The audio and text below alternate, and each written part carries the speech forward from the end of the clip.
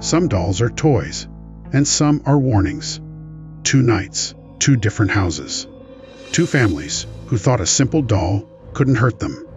They were wrong, because these dolls don't just sit on shelves. They whisper, they move, they predict tomorrow, and they're never wrong. And when they speak your name, your fate is already sealed.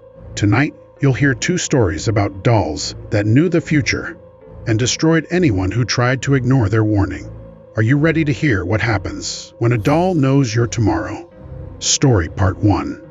If I told you a doll predicted the exact moment my brother would die, and then stared at me with a smile when it happened, would you believe me? I didn't believe it either. Not at first. Not when my aunt handed me that small porcelain figure wrapped in yellowed cloth, saying, "It came from your grandmother. She said it brings warnings for those smart enough to listen." I was 14 then, old enough to scoff at old superstitions. The doll had a cracked cheek, faded blue eyes, and black hair that looked like it had been cut by shaking hands. It was wearing a tiny white dress that had turned almost brown over the years. But something about the eyes bothered me. They were glass, but not the normal glossy kind you see in old toys. These eyes had depth. You could almost see a reflection inside them, like they were wet, like they were alive. My grandmother had died 2 days before I received it. My mother told me she had whispered something on her deathbed, but Mom refused to repeat it. She said it wasn't important. She said Grandma wasn't in her right mind. Later, I'd learn exactly what she whispered, but not in time. That night, I placed the doll on top of my bookshelf, facing the window. I wasn't scared, not yet, but sometime around 2 a.m., I heard a faint tapping sound. Tap, tap, tap. The noise was coming from the shelf. I turned on my lamp. The doll wasn't where I had placed it. It was sitting at the edge of the shelf, facing my bed. Its hands were no longer resting on its lap. They were raised, as if pointing directly at me. I yelled for my mom, who stumbled inside half asleep. When I showed her the doll, she gave me an annoyed look and placed it back on the shelf. "It's old. It probably just slid forward. Go to sleep." But the doll didn't stop. Every night, it moved. Sometimes only an inch, sometimes across the room. Once, I found it sitting on my pillow, its face turned toward mine, its hair brushing my cheek like it had leaned over during the night. I tried putting it in the closet. It moved to the door. I put it in a drawer. It moved to the desk. I carried it downstairs and left it on the kitchen table. I woke up and found it in my hands. But the worst part wasn't the movement. It was the writing. The third night, I found a piece of paper beside it. Old paper, yellowed like the cloth it arrived in, and on it, in small, shaky handwriting, were 2 words: "Tomorrow rain." I thought it was a prank from my brother Daniel. He was 17, loved to scare me, loved anything creepy.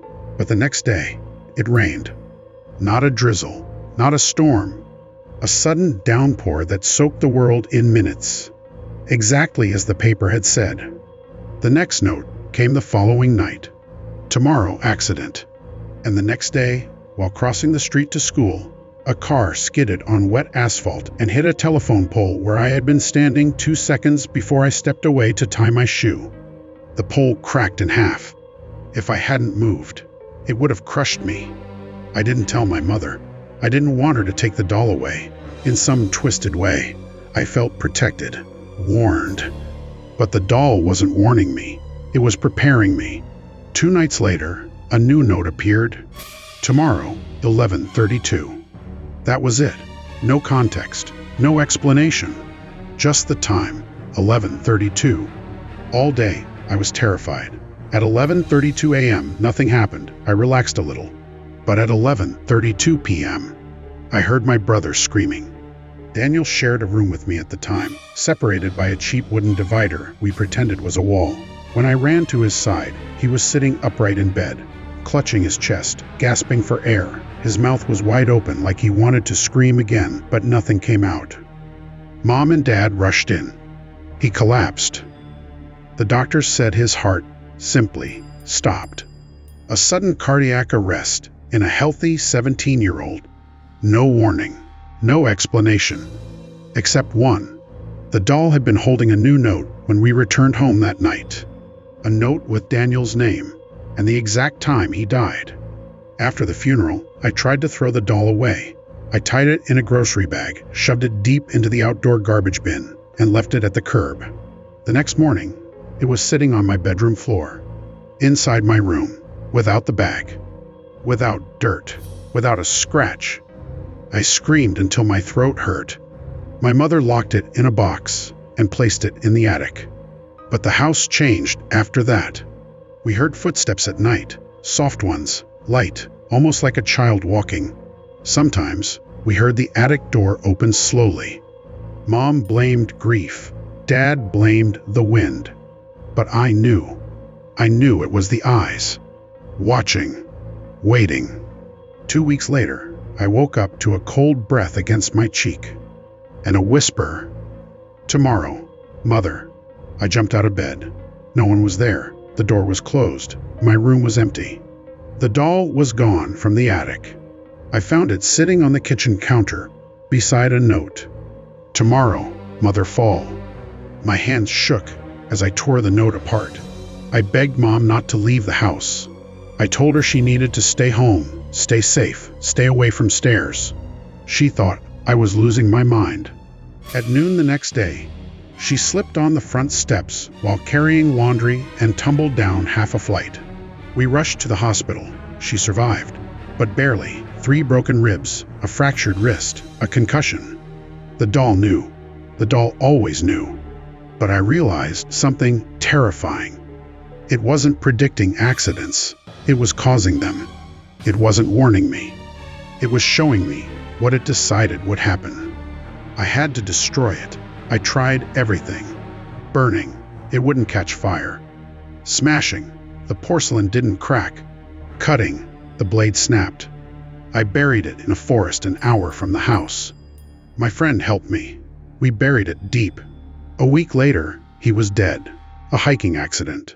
And the doll was sitting in my room again, covered in dirt.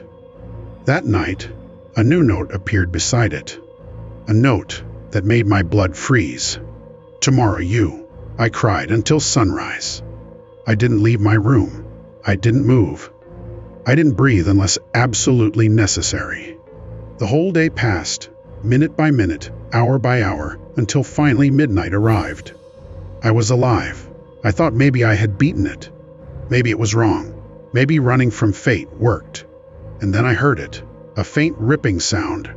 The doll was holding a new note, slowly pulling it from behind its dress. My legs felt numb, my eyes blurred. My brain screamed to look away, but I didn't. I reached for the note with trembling fingers. There was only one word on it.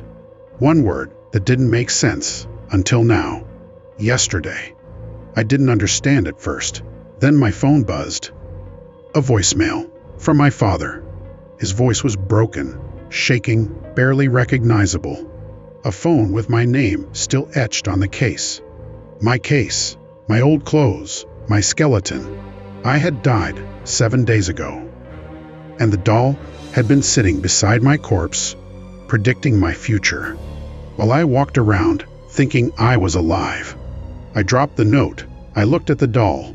For the first time, it smiled and whispered, "I don't predict tomorrow. I choose who gets one." Story Part 2. Last night, I found a doll sitting at my dining table, writing the date and exact time of my death, with my own handwriting. The strange part isn't that the doll moved. It's that the doll never belonged to me in the first place.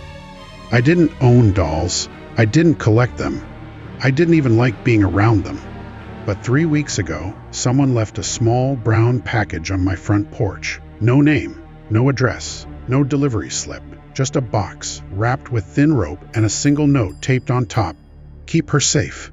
She knows." I wasn't expecting anything, so I brought it inside thinking it was delivered to the wrong house. But the moment I touched the box, something felt wrong. It wasn't heavy, but it wasn't light either. It felt weighted, like something inside was holding on to the bottom, refusing to be lifted. Inside was a doll, porcelain, old, very old, Its face was pale, almost ash-colored, its eyes glossy black like marbles dipped in ink. It wore a tiny red dress with frayed lace at the sleeves, and on the bottom of the box was a folded paper. I unfolded it gently. She tells the truth. Nothing else. No name. No explanation. I left the doll on the dining table and went to bed, too tired to think. But around 3 a.m., I heard something. A faint scraping, like ceramic on wood. I turned the light on. The doll wasn't on the table anymore. It was sitting on the floor, facing the hallway toward my bedroom.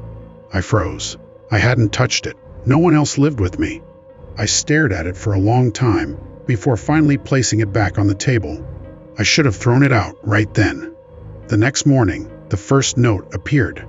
A tiny square of paper beside the doll, written in small black letters. Tomorrow, 6:17, glass. I had no idea what that meant. Tomorrow what? Glass what?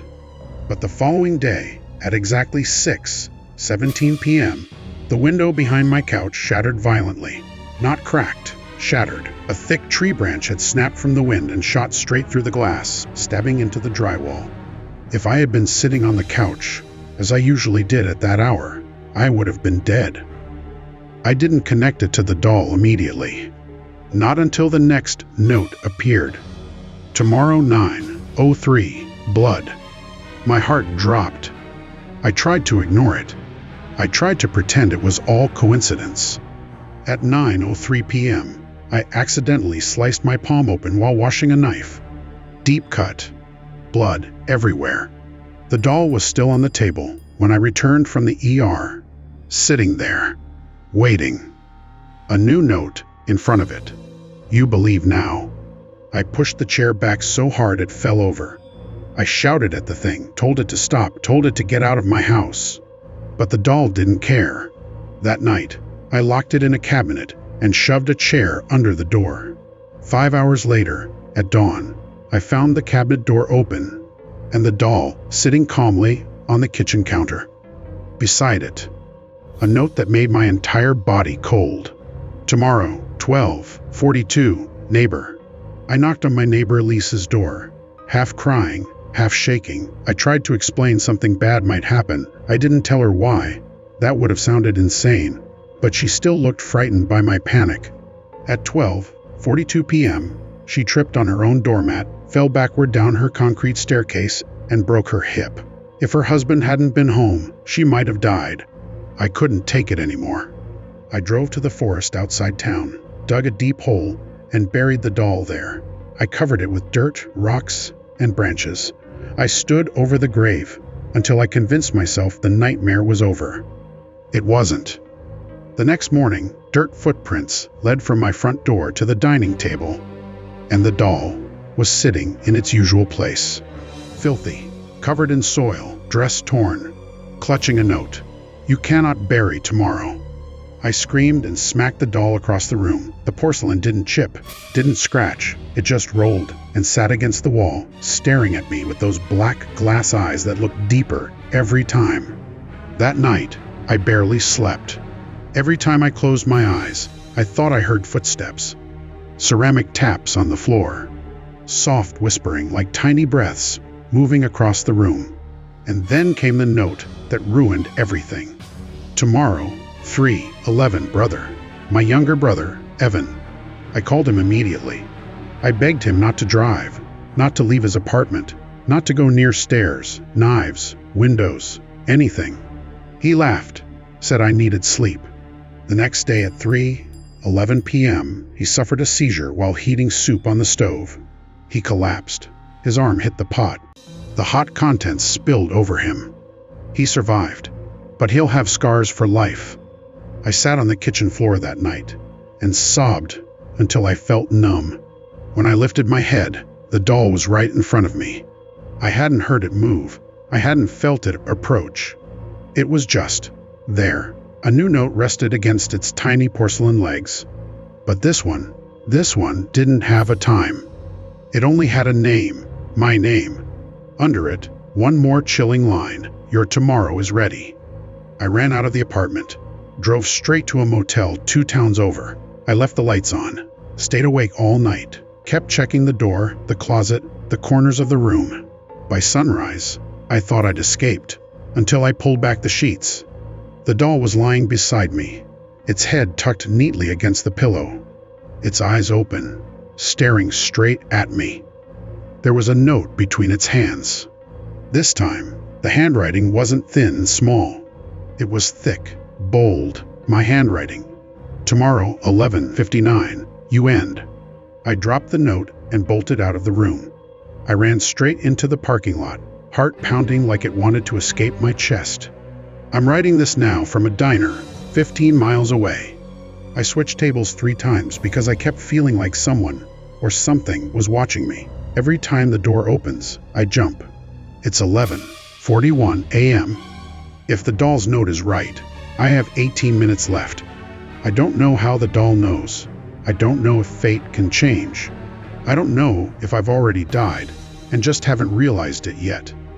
But as I type this, as I feel the air around me shift, as the reflection in the diner window flickers, I think I understand the truth. The doll doesn't predict what will happen. It writes what must happen. And once it writes a name, that name cannot be unwritten. The end.